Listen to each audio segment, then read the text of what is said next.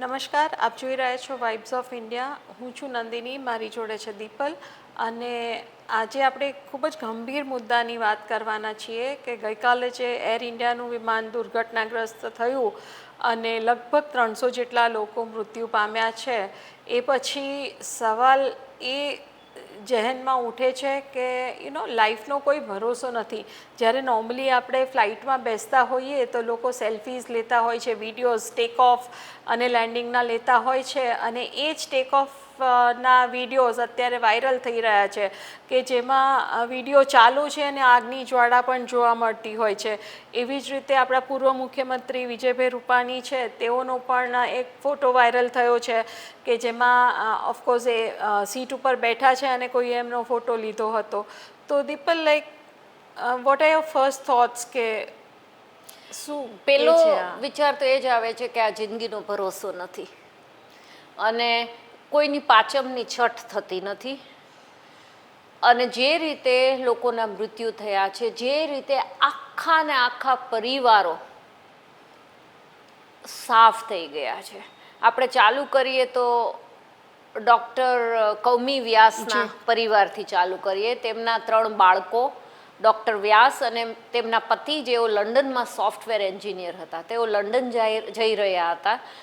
Doctor કૌમીબેન એક ખૂબ જ સફળ ડૉક્ટર હતા. તેઓ રાજસ્થાનના વાંસવાડાના હતા અને તેઓ 6 વર્ષથી કોશિશ કરતા હતા કે તેમના પતિ સાથે તેઓ લંડનમાં સેટલ થાય. રાઈટ. અને ગઈકાલે એ દિવસ આવ્યો એટલે એટલા ખુશ હતા. એમના આપણે ફોટોગ્રાફ જોઈએ તો જે 3 બાળકો એક લાઇનમાં બેઠા છે અને બંને પતિ પત્ની, અને એ એમનો છેલ્લો ફોટોગ્રાફ બની ગયો. અને આખું ફેમિલી ખતમ થઈ આખું. એવી જ રીતે એક ડૉક્ટર સૈયદ હતા ખાનપુરના, તેઓ બી 5 લોકોના મૃત્યુ થયા છે. પછી આપણે જોઈએ તો 2 બહેનો, હીર બક્ષી અને ધીર બક્ષી, આ બંને બહેનો તેમના નાનીનો જન્મદિવસ મનાવવા, એમને નાનીને સરપ્રાઈઝ આપવા લંડનથી અમદાવાદ આવ્યા હતા. રાઈટ. અને એવી જ રીતે વિજયભાઈ રૂપાણી કે જેઓ એમના વાઈફ અંજલિ જોડે 3 જૂનના રોજ જવાના હતા લંડન, પણ કંઈ ભાજપના એક ઇલેક્શન, બાય ઇલેક્શન, લુધિયાનામાં જે બાય ઇલેક્શન આવી રહ્યું છે, એટલે એમણે એમની ફ્લાઇટ પોસ્ટપોન કરી અને એમની દીકરીને મળવા જઈ રહ્યા હતા. કોને ખબર હતી કે બધા એમની જોડે હાથ મિલાવતા હતા ને બધું, અને કે પ્રોબેબલી એ એમનો જે ફોટોગ્રાફ પ્લેનમાં લીધો એમનો છેલ્લો ફોટો પૂરવા સામે. બરાબર. એટલે આવા ઘણા બધા અસંખ્ય લોકો છે કે જેમ કે આપણે જોઈએ તો એક અર્જુનભાઈ પટોળિયા છે અમરેલીના. તો અર્જુનભાઈના પત્ની ભારતીબેનનું હજી મેની 25મીએ જ મૃત્યુ થયું હતું, અને ભારતીબેનની અંતિમ ઈચ્છા એ હતી કે તેમનું અસ્થિ વિસર્જન અમરેલી જિલ્લામાં તેમના ગામની ફૂલ નદીમાં થાય.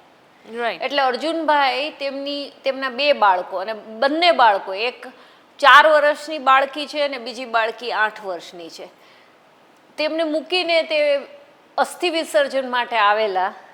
અને તેઓ લંડન પાછા જઈ રહ્યા હતા અને તેઓ પણ આ પ્લેન ક્રેશના ભોગ બન્યા છે અને હવે બંને દીકરીઓ મા બાપ વગરની થઈ ગઈ છે. અને એવી જ રીતે એક ભાઈ એમના પિતાના અંતિમ સંસ્કાર માટે આવ્યા હતા, 2 મહિના રોકાયા ઇન્ડિયામાં.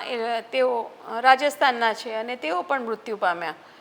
અને એવામાં દીપલ, સબરવાલ જે કેપ્ટન હતા ફ્લાઇટના, તેઓએ એવી ઈચ્છા વ્યક્ત કરી હતી થોડા દિવસ અગાઉ કે એમના એજેડ ફાધરની ટેક કેર કરવા માટે તેઓને નોકરીમાંથી છૂટા થવું છે અને રાજીનામું આપ્યું હતું.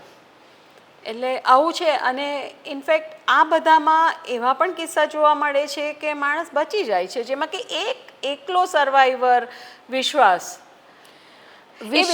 નથી આવતો કે બચી ગયો છે. સારું છે કે બચી ગયો છે, પરંતુ એટલે જેને ભગવાન ઈચ્છે છે કે આમનો જવાનો સમય નથી થયો, તેમને કોઈ પણ પ્રકારે ભગવાન બચાવી લે છે. જેમ કે આ વિશ્વાસ કુમાર રાજેશભાઈને, તેઓ લેસ્ટરના રહેવાસી છે અને તેમના ભાઈ દીવ ફરવા પણ ગયા હતા. ભાઈનું મોસ્ટલી એક પણ સર્વાઈવર એમના સિવાયનું નથી. એટલે આપણે હજી ડીએનએના ટેસ્ટિંગના રિઝલ્ટ્સને હજી બીજા 48 કલાક થાય એવી સંભાવના છે. એટલે લાગતું નથી કે કદાચ એ જીવિત હશે. અને આ માનવામાં ના આવી શકે તેવી વાત છે કે આ પ્લેનમાં 1.25 લાખ લીટર પેટ્રોલ હતું. આટલી ભીષણ આગ લાગી. આખા બીજે મેડિકલના હોસ્ટેલના કેમ્પસના દિવાલ તોડીને પ્લેન ભરાઈ ગયું છે, જે વિઝ્યુઅલ બતાવશે અફનાન આપ લોકોને. અને છતાં પણ આ વ્યક્તિ આટલી ઊંચાઈથી પ્લેન પટકાયું, એક બિલ્ડિંગમાં આખું દિવાલ તોડીને પ્લેન અંદર જતું રહ્યું, અને આ વિશ્વાસભાઈ પોતે ચાલતા ચાલતા ઉઠીને એમ્બ્યુલન્સમાં ગયા, તેમને એક પણ ફ્રેક્ચર નથી થયું. એટલે આ ભગવાનની કૃપા સિવાય આમાં કોઈ પણ વિજ્ઞાન કે કઈ પણ વસ્તુ આ શું કામ બનાવવા બને છે તેનું આપણને જસ્ટિફિકેશન નથી મળતું. અને એવી જ રીતે બે બીજા પેસેન્જર્સ હતા, એક કાકા હતા મોટી ઉંમરના, તેઓ સમહાઉ પ્લેન ફ્લાઇટ ચૂકી ગયા હતા, અને તેઓને તો ગઈકાલે મીડિયા અને બીજા રિલેટિવ્સે હાર પહેરાવીને એમના ઇન્ટરવ્યૂઝ લીધા એરપોર્ટ ખાતે જ. અને બીજી એક ખુશ્બુ ભૂમિ ચૌહાણ ભરૂચના ભૂમિ ચૌહાણ. આપણે હંમેશા મોડા થઈએ છીએ તો બધા ખીજાય છે, અને એ કદાચ ગઈકાલે એમને પણ વટ મળી હશે, કારણ કે 10 મિનિટ મોડા પહોંચ્યા અને એમને પ્લેન બોર્ડ કરવામાં તે ના પાડવામાં આવી. એમ કીધું તમે 10 મિનિટ મોડા છો, હવે અમે તમને પ્લેનમાં તમારે લઈ ના જઈ શકીએ. ભૂમિએ આની માટે દલીલ પણ કરી કે ભાઈ હું 10 જ મિનિટ મોડી છું, મને ખૂબ ટ્રાફિક નડ્યો. પણ જે કાઉન્ટર પર હતા એમણે ભૂમિની દલીલ ના સ્વીકારીને એમને પ્લેન બોર્ડ ના કરવા દીધું. હવે ત્યારે કદાચ ભૂમિ છે તેને ગુસ્સો આવ્યો હશે, દુઃખ થયું હશે, પણ આ જેમણે ભૂમિને ના પાડી પ્લેનમાં ચડવાની, એ કદાચ એમને થેન્ક્સ કહેશે હવે. અને આ કાકા અને ભૂમિથી ખુશ કોઈ વ્યક્તિ જ નહીં હોય અત્યારે. એટલે જિંદગીનો કંઈ ભરોસો નથી, અને જે ભગવાન ચાહે તે જ થાય છે. ઓફકોર્સ ઘણી દુર્ઘટનાઓ મેનમેડ હોય છે, ઘણી કુદરતી હોય છે. મેનમેડ એટલે કે માનવીય ક્ષતિના કારણે થતી દુર્ઘટનાઓ ના જ બનવી જોઈએ, ના જ થવી જોઈએ.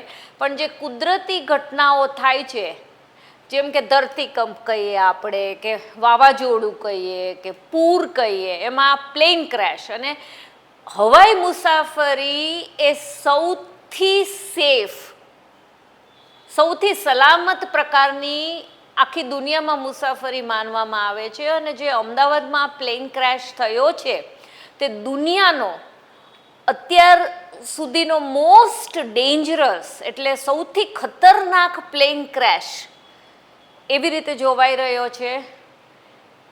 ભગવાન કેવી રીતે આ નિર્ણયો લે છે તેની કોઈને ખબર નથી, પણ વિશ્વાસભાઈ કે આ ભૂમિના દાખલા જોઈને એવું લાગે છે કે કંઈક તો છે. કંઈક તો છે, ડેફિનેટલી. તમે માનો કે ના માનો, કંઈક તો છે. આ રેકોર્ડ કરીએ છીએ ત્યાં સુધી ડિજિટલ વોઇસ રેકોર્ડર રિટ્રાઈવ થઈ ગયું છે, સાઇટ ઉપરથી મળ્યું છે. બ્લેક બોક્સ હજી નથી મળ્યું. આગળ તારણો નીકળશે કે શા કારણે આ દુર્ઘટના ઘટી. આ વાઇબ્સ ઓફ ઇન્ડિયા જોડે જોડાયેલા રહેજો આવા જ સમાચાર માટે. ધન્યવાદ. આભાર.